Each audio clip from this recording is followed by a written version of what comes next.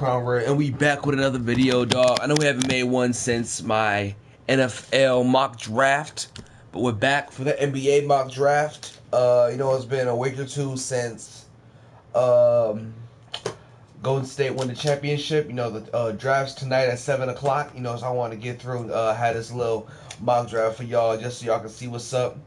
Test the landscape and see what's going on in basketball right now, post championship.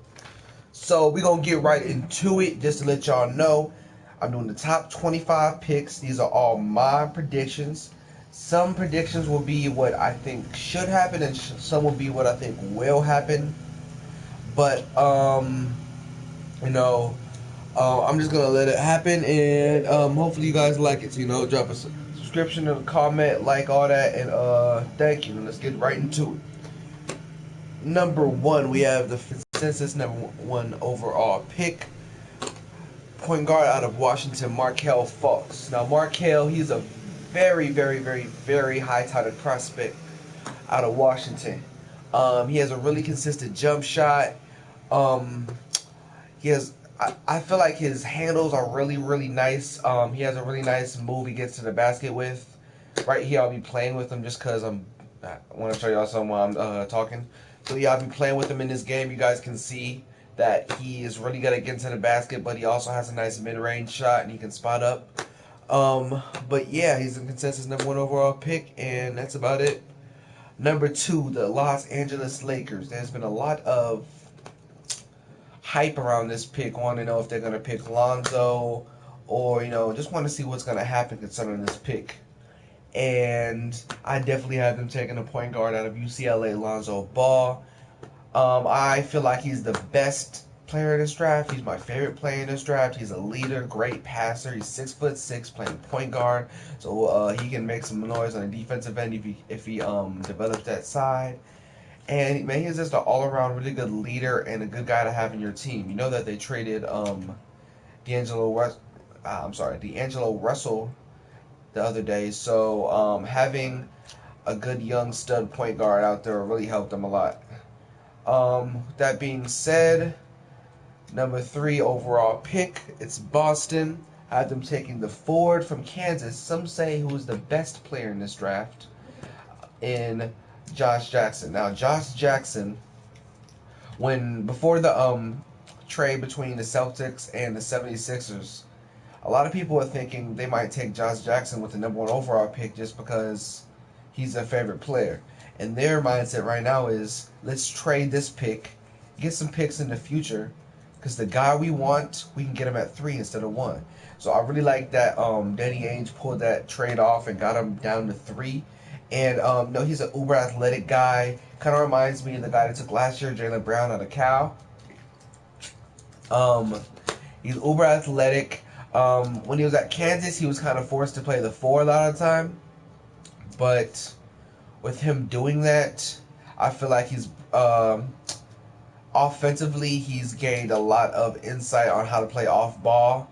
Oh, good crossover. And defensively, he has got a lot stronger and more physical. And I feel like in the NBA, with a little bit more muscle training and everything, I feel like he can guard the 1, 2, 3, or 4. So I really like that about him. He's very versatile, and he's going to be a great player in this draft. Number 4, the Phoenix Suns. This pick has been a lot of people think De'Aaron, some people are saying like Jonathan Isaac, De'Aaron, Dennis, Jason Tatum, Malik Monk, even guys like Justin Jackson. But I took the high road and I chose to pick Jason Tatum, forward out of Duke, for this spot. I feel like he's a really, really good all-around prospect. Me watching him during the tournament, he had a really great mid-range game. I like that a lot. I feel like he can score on and off the ball. He can guard 1, 2, 3s, and 4s, and he's really versatile. And he looks just like, he's gonna stop the ball a lot, but him being in Phoenix, that isn't a huge problem. I don't see them taking De'Aaron just because of they already got Bledsoe and Knight and all that, and I don't think that they should risk that at all. So taking a good forward here would be the best route to go.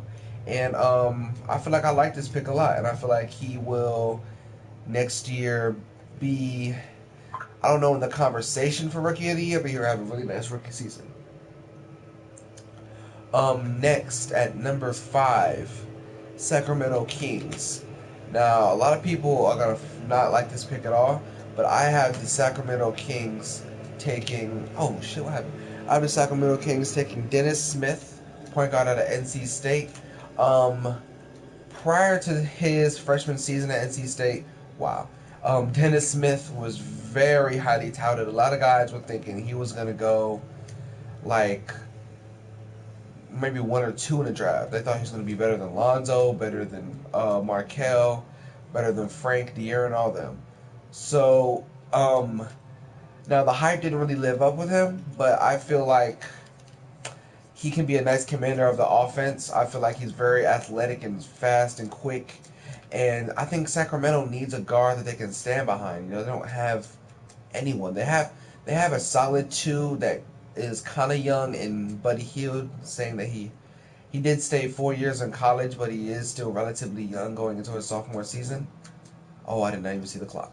So yeah, I feel like if they could put another guard in the backcourt beside him, then maybe they can have a pinch of success after trading D-Cuz this year. But yeah, look for good things out of him. Number 6, Orlando. I have Orlando probably taking one of the best 4 or 5 players in this draft. De'Aaron Fox, the point guard out of Kentucky. Now, let me tell you, I love De'Aaron Fox and his attitude. He faced off against the best player, in my opinion, the best player in the draft, my favorite player in the draft, Lonzo Ball, in the tournament. And he went and dropped 39 on him. Plays really well offensively and defensively. I feel like he might be going over number one if it wasn't for his streaky jump shot. He shot around 25% for the whole season this year behind the three-point line. At the end of the season, he cleaned it up a bit, but that's something he still needs to work on. But I feel like he is a very, very, very good player. He's very quick and athletic.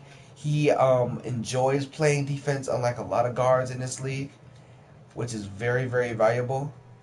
What the hell? And yeah, I feel like Orlando will be very lucky to catch him down here at 6, and they're gonna find a guy that they can play with for the future. That being said, oh shit. With that being said, number 7, I have Frank Ntilikina, point guard out of France, and I have him going number 7 to Minnesota. Now, I know this pick would probably spark some controversy because some people think he is a top 3 pick and some people think he should be picked into the early 20s, which is a very wide range. But him being a player that never played college ball and he played overseas, a lot of people have discredited what he has done out there. He plays amazing basketball. Is it against the best competition? No, but you can see the skills. You can see that he is a great slasher to the basket. He can command a basketball team. He can shoot the basketball. There's a lot of things he can do on the basketball floor besides scoring that will really be deemed very, very important to his team in the future. And I feel like Minnesota drafting Chris Dunn last year, I loved Chris Dunn. He was one of my favorite players coming out of Providence. But so far, he looks like a dud. Chris Dunn looks like a dud. What the hell? So, yeah. So I feel like since they already have... I think they're going to want to get rid of Ricky Rubio soon. His contract is costing a lot on the cap, and it would be in their best interest to get rid of him. They have the 2, 3, and the 5 all figured out. So I feel like if they got this point guard in here to command, the team would be very good. They already have Cat, Zach LaVine, and Andrew Wiggins, which is a great young core. And I feel like if they add a point guard to that young core, then they can be even better. That being said, the number 8 pick, New York Knicks, I have him going with forward out of Florida State, Jonathan Isaac. A lot of people were really high on Jonathan Isaac. I saw some mock drafts, like Draft Express, even having him go at number 3, which is kind of insane to me. Good one.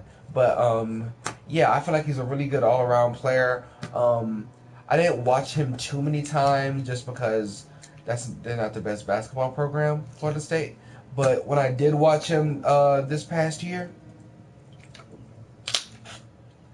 um, you could see the potential and the athleticism that you see in most first-year college players that want to go have the potential to go to the NBA. But what I didn't see is he didn't jump off the screen. When you watch UCLA, Lonzo Ball jumps off the screen. When you watch Washington, Markel Fultz jumps off the screen. And they were talking about this guy can go number 3, number 2, and he didn't jump off the screen at all. Now I understand that some guys aren't going to, just like Kevin Durant who is my favorite basketball player, plays within the game. But I felt like he was kind of like, okay, you guys do your thing, now give me the ball. Like it wasn't like I'm going to be the alpha male, I'm the best player on this team, get me the ball and get out of the way. Which isn't everyone's game, but offensively I just didn't see it from him. So I do feel like his skill set and his athleticism gives him the potential to do something in this league, but I'm not sure that his attitude and his will to win is there. Now number 9, I have Dallas taking a power forward.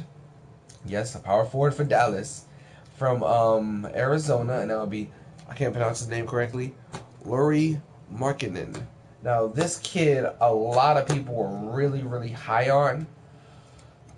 He played his last season in Arizona. I feel like he's a very good mid-range shooter that can get down there and put it through. I saw some post moves from him that you like to see in a big guy. This day and age, a guy that can shoot and have the post moves is ideal.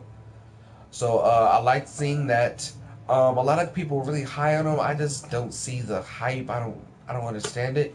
But he's looking like a really decent player, and I feel like him going to Dallas, this is probably Dirk's last year, and I feel like he could be the guy to step up afterwards and be the man for this team.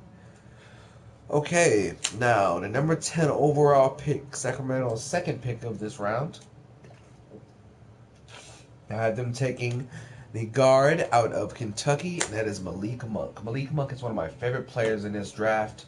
I might be tripping, but he kind of reminds me of, like, I feel like he could be a better Victor Oladipo, a way better Victor Oladipo, but his game shows me that.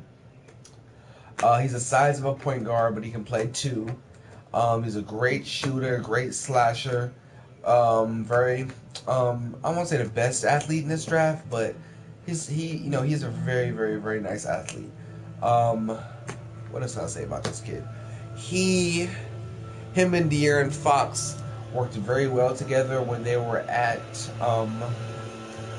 Kentucky, and obviously I don't have Sacramento picking De'Aaron Fox, but if they were to both go to Sacramento with the 5 and 10 overall picks, then watch out, man, because in 3 to 4 years, Sacramento could actually not be terrible. You know what I mean?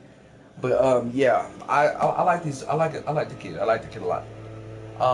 Next I have Charlotte Hornets, and I have them taking shooting guard out of Duke, Luke Kennard. What can I say about this white boy? He is a very, very good shooter. He should be, right? A lot of people had him going from like 9 all the way to like 25, which is kind of weird to me. I liked him.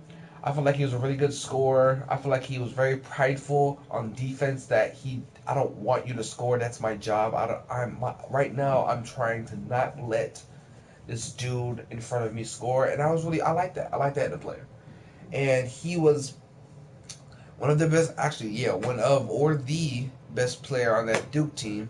He went on a run where he averaged like 25 a game or something like that. He was doing very, very well this season at Duke. I know that Coach K loved him. He was Coach K's favorite player on the team. He loved him more than Grayson Allen. Like, I don't know. I feel like he'll be a really good 2 in this league. Since I have him going to Charlotte, I feel like that he can be a really good backcourt mate with Kemba Walker. As good as Kemba Walker is, even though he doesn't get the hype because he's in Charlotte. But yeah, I think him and Kemba Walker can make some noise this season. Is he going to win Rookie of the Year? Absolutely not. But he will be. You're going to remember him. I'll say that. He's going to be the guy that you'll remember. Oh shit, I'm tripping. Next, we have my Detroit Pistons, and I have them taking one of my favorite players in the draft, one of my favorite players that played college ball this year, and that is Justin Jackson, the small forward out of UNC. He won me a couple $100, like $700 from a bracket thing. So yeah, I'm really fond upon this guy. I feel like he played the best season. Not that he's the best player, but he played the best season and had the biggest impact um, this college basketball season. I love him all around. He can play defense. He can rebound. He can shoot, score, all that. One thing that drove me fucking insane during the tournament is he would force up insane 3-point shots. He would get the ball on the wing off of a screen and throw it up. I don't know if he has the ability to create a shot for himself, but me seeing that really discourages me. Or I would probably have him going top 10. So yeah, that discourages me a lot. But yeah. So I feel like besides that, he's a very, very good player. One of my favorite players, and I like him a lot. But yeah, that scares me just because you don't want one of your players, your draft pick, hoisting up threes, like not even smart threes, just threes. You know what I mean?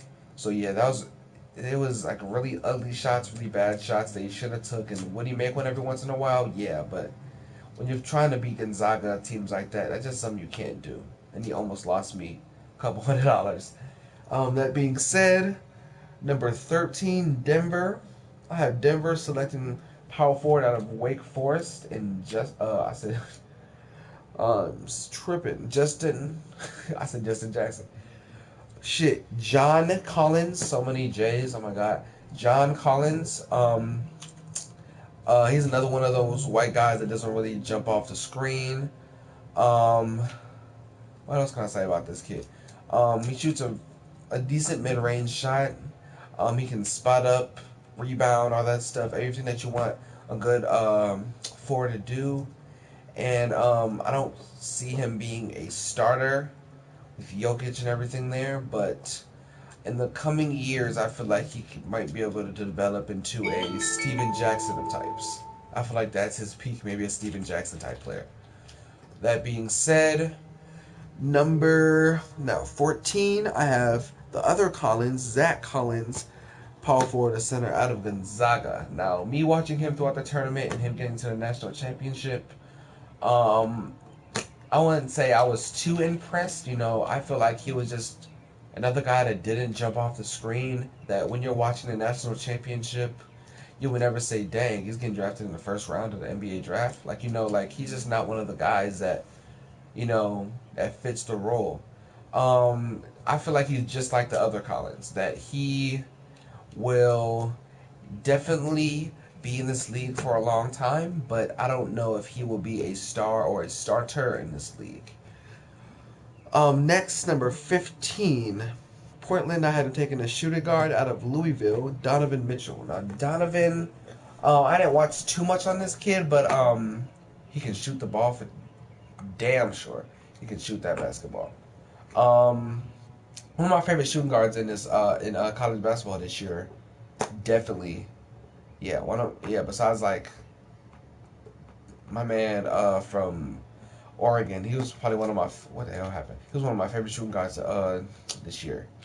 What can I say about him? I feel like um Portland is scared that CJ McCollum will be leaving them soon, and I feel like he will be an insurance policy against that. So if he leaves, they can have another young guy to come in and play that position.